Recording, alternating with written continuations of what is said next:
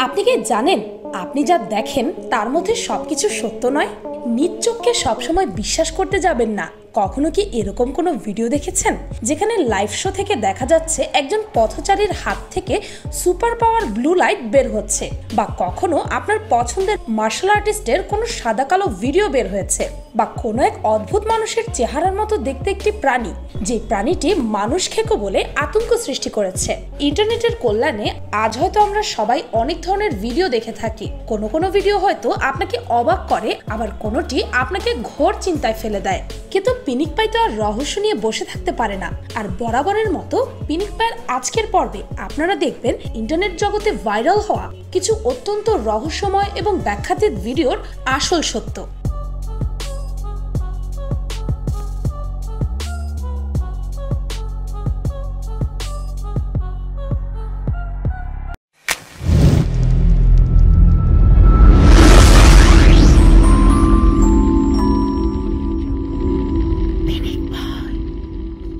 Number 1, tree gross overnight. একবার ভেবে দেখুন তো কেমন হবে যদি আপনি আপনার গাড়িটিকে পার্ক করে রেখে আসলেন আর কিছুক্ষণ পর গিয়ে দেখলেন আপনার গাড়িটিকে ভেদ করে একটি বিশাল আকৃতির গাছ মাথা উঁচু করে দাঁড়িয়ে আছে। নিশ্চয়ই চমকে যাবেন। ঠিক এই ঘটনাটি 2019 সালের নভেম্বরে ফ্রান্সের নান্টেস শহরে ঘটেছে, আর যেটা দেখার জন্য হাজারো লোকের আগমন ঘটে। এই ঘটনাটি ভারত সহ পুরো দুনিয়াতে ভাইরাল হয়ে যায়। কিন্তু এর ভিডিও ভাইরাল হওয়ার আগে 18 November royal deluxe Facebook page থেকে আপলোড করা হয়েছে। এই কোম্পানি ফ্রান্সের মেকানিক্যাল স্ট্রিট আর্ট বানানোর জন্য বিখ্যাত। তারাই তাদের এই আর্টটি তৈরি করে মানুষকে হতবাক করার জন্য এটিকে রাস্তায় রেখে দেয়, আর মানুষ এটিকে রহস্যময় ঘটনা ভেবে ভাইরাল করে দেয়।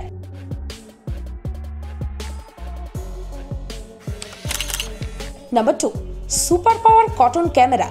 হংকংয়ে হওয়া এই ভাইরাল ভিডিওটি নিশ্চয়ই আপনারা সবাই ইন্টারনেটে দেখেছেন, যেখানে একজন মডেলের ফটোশুট হচ্ছিল, আর তখনই হুডি পরা একজন লোক সামনের দিকে আসতে থাকে, আর হঠাৎ করে তার হাত থেকে ব্লু লাইট বের হতে দেখা যায়। আর এটা দেখে ওই লোক নিজেই চমকে যায়, আর ক্যামেরা দেখে সে ছুটে পালাতে শুরু করে। কিন্তু ক্যামেরাম্যানও কম যান না, সেও লোকটির পেছন পেছন ছুটতে শুরু করে, আর হঠাৎ করে এই লোকটি বাসের পেছনে গায়েব হয়ে যায়। কিছুক্ষণ পর তাকে আবার ওভারব্রিজের সিঁড়ির ওপর দেখা যায়, যেখানে তার হাত থেকে তখনও আলো বের হচ্ছিল, আর আবারও একটি বাস যাওয়ার পর সাথে সাথে সে গায়েব হয়ে যায়। 2011 সালের হংকং এর HKTV চ্যানেলে এই ভিডিওটি দেখা গিয়েছে, আর ইউটিউবে 2011 সালের 11ই মার্চ এই ভিডিওটি আপলোড করা হয়েছে।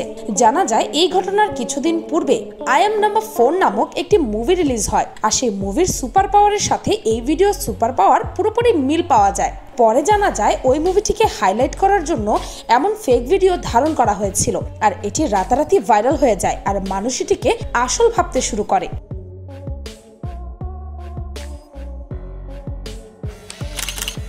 Number 3, ping pong with nunchaku. কয়েক বছর পূর্বে সোশ্যাল মিডিয়াতে মার্শাল আর্টিস্ট নুনচাকুর একটি সাদা কালো ভিডিও খুব ভাইরাল হয়, আর মানুষ এটিকে খুব পছন্দও করেন, যেখানে নুনচাকুকে টেবিল টেনিস খেলতে দেখা যাচ্ছে এবং লোকেরা এটিকে খুব সিরিয়াসলি শেয়ার করছে। এই ভিডিওটি 1969 সালে শুট করা হয়েছিল, যেটি উনি মারা যাবার 3 বছর পূর্বে, কিন্তু এটি আসলে একটি ফেক ভিডিও ছিল। এটি আসলে 2008 সালে ডিজিটালাইজেশনে তৈরি করা হয়েছে। Advertising company JWT Beijing Nokia N96 এর আপডেট ভার্সন লঞ্চ করার জন্য ভিডিওটি বানানো হয়েছে। এই অ্যাডটি উনি মারা যাবার 35 বছর পর শ্রদ্ধাঞ্জলি দেওয়ার জন্য তৈরি করা হয়েছিল। Number 4, justice for Sushant in Nigeria. 2020 সালের 9 অক্টোবর ইন্ডিয়ান অ্যাক্টর সুশান্ত সিং রাজপুতের মৃত্যুর ন্যায় বিচার চেয়ে সোশ্যাল মিডিয়াতে কিছু ছবি ভাইরাল হয়। সেখানে দেখা যায় নাইজেরিয়াতে জাস্টিস ফর সুশান্ত সিং রাজপুত লেখা ব্যানার পোস্টার নিয়ে রাস্তায় বসে কিছু নাইজেরিয়ানকে প্রোটেস্ট করতে দেখা যায়। আর এটি দেখে ভারতের মানুষজন নাইজেরিয়ানদেরকে ধন্যবাদ জানিয়ে পোস্ট করতে শুরু করে দেন, কিন্তু পরে জানা যায় যে এই ছবিটি আসলে এডিটেড ছিল। আসলে মূল ছবিটি দেখলেই বুঝতে পারবেন নাইজেরিয়ানরা তাদের নিজের দেশের কোনো একটা অধিকার আদায়ের জন্যই প্রোটেস্ট করছিল, আর কোনো একজন সেই ছবিটিকে এডিট করে সুশান্তের ছবি বসিয়ে দেয়, আর সেটি রাতারাতি ভাইরাল হয়ে যায়।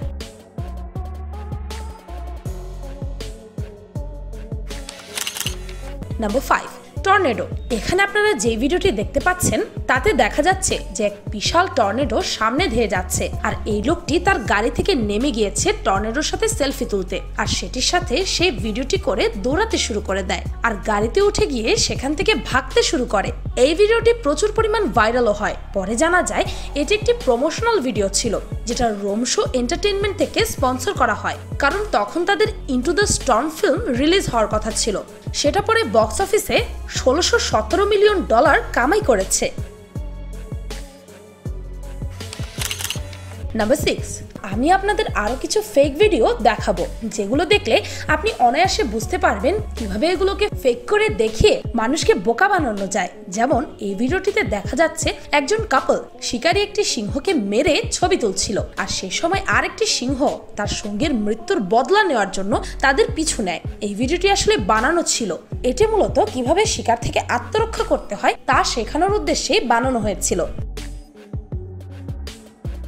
এবার এই ভিডিওটিতে হোয়াইট শার্ক সুইমারকে আক্রমণ করতে দেখা যাচ্ছে, কিন্তু যেই না সুইমার তাকে হাত দিয়ে তাড়িয়ে দিল সেও চলে গেল।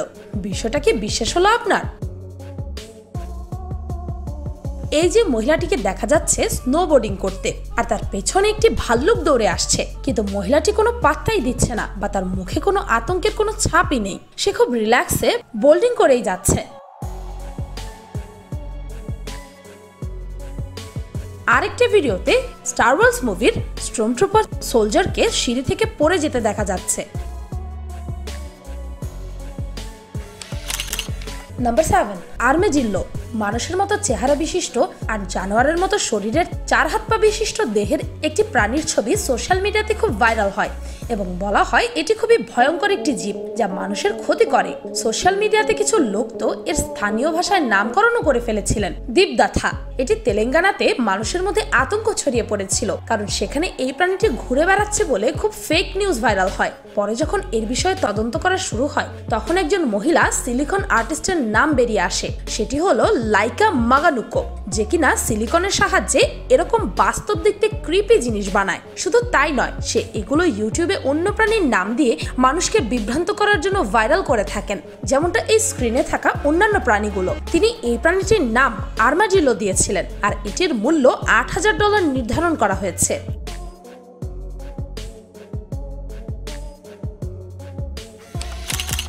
নাম্বার 8, 9/11 প্যাট্রিয়ট দায়। আমেরিকায় 9/11 হামলার পর সোশ্যাল মিডিয়াতে এত সব ফটো ভাইরাল হয়েছিল যা দেখে যে কেউই অবাক হতে বাধ্য। এই ঘটনাকে কেন্দ্র করে বাকি এডিটররা তাদের ফটোতেও এমন সব ধ্বংসাত্মক এডিট করেছিল যার সাথে সেই ছবির কোনো সম্পর্কই ছিল না। যেমন ধরুন এই ছবিটি, যেখানে এই লোকটি একটি বহুতল বিশিষ্ট ভবন থেকে ছবি তুলেছেন, যেটাকে ওই শহরের সেন্টার পয়েন্ট বলা হয়ে থাকে। ছবিটিতে দেখা যায় একটি ধ্বংসাত্মক বিমান তার পেছনে, আর এই ছবিটি সোশ্যাল মিডিয়াতে খুব ভাইরাল হয়। পরে জানা যায় সে তার বন্ধুর সাথে মজা করে 4 বছর আগের পুরনো ছবিতে ডিজিটাল এডিটিং করে এই বিমান ও ধ্বংসাত্মক সিনারি লাগিয়েছেন। পরে তার এই ছবি মিম হিসাবে খুব ব্যবহার হয় আর মানুষ এটিকে নিয়ে খুব মজা নেয়।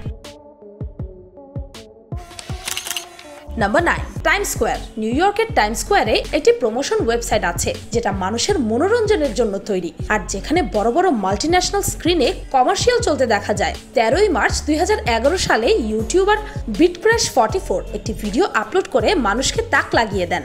দেখা যায় সে তার নিজের করা একটি ভিডিওকে বড় মাল্টিপ্লেয়ার স্ক্রিনে খুব সহজেই হ্যাক করে প্লে করতে পারে। সে শুধু ট্রান্সমিটার, ভিডিও রিপিটার এবং iPhone 4 অপারেট করে শুধু স্ক্রিনের সামনে যায়, আর যখনই ভিডিও রিপিটার স্ক্রিনের সামনে নিয়ে যায় তখনই স্ক্রিন হ্যাক হয়ে যায়, আর সেটা সরাতেই আবার আগের মতো হয়ে যায়। ভিডিওটা এতটাই ভাইরাল হয়েছিল যে এটিকে 8.5 মিলিয়ন মানুষ দেখেছে।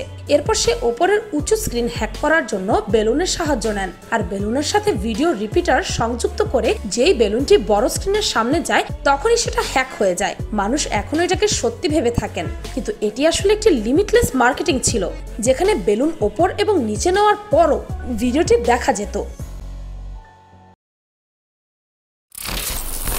বর্তমান এডিটের দুনিয়ায় সবকিছুতে বিশ্বাস করতে যাবেন না। কোনটা সত্যি আর কোনটা মিথ্যা তা বোঝা বড় দায়। আমাদের চোখে দেখা সবসময় সত্যি হয় না, আর যা দেখা যায় না তা মিথ্যে হয় না। জীবনে অনেক সত্য আছে যা চোখের আড়ালে থাকে, কিন্তু সত্য অনুভব করে বুঝতে হয়। চোখের সাথে আপনাকে আপনার নিজ বুদ্ধিকেও কাজে লাগাতে হবে, তা না হলে এই জগতে টিকে থাকতে পারবেন না। কারণ এখনকার যুগে আপনার চোখের দেখাকে ভুল প্রমাণিত করা 2 মিনিটের কাজ। তাই বলা হয় চোখ কান খোলা রাখুন, সাথে নিজের বুদ্ধিকে ব্যবহার করুন। ভিডিওটি ভালো লাগলে আপনার ফ্রেন্ডস এন্ড ফ্যামিলির সাথে শেয়ার করতে পারেন। আর পিনিক পে চ্যানেলকে সাবস্ক্রাইব করে বেল আইকনে অল নোটিফিকেশনস অন করতে ভুলবেন না, যেন শুধুমাত্র এভাবে পিনিক পের প্রতিটি ভিডিও নোটিফিকেশন আপনার কাছে পৌঁছে যাবে। আর হ্যাঁ, রহস্যভেদ নিয়ে পিনিক পের আরো অনেক ভিডিও আছে, সেই ভিডিওগুলোর লিংক এই ভিডিওর ডেসক্রিপশনে পেয়ে যাবেন। আমি ফাল্গুনি, আজকের মতো এই পর্যন্তই। দেখা হচ্ছে পরের ভিডিওতে।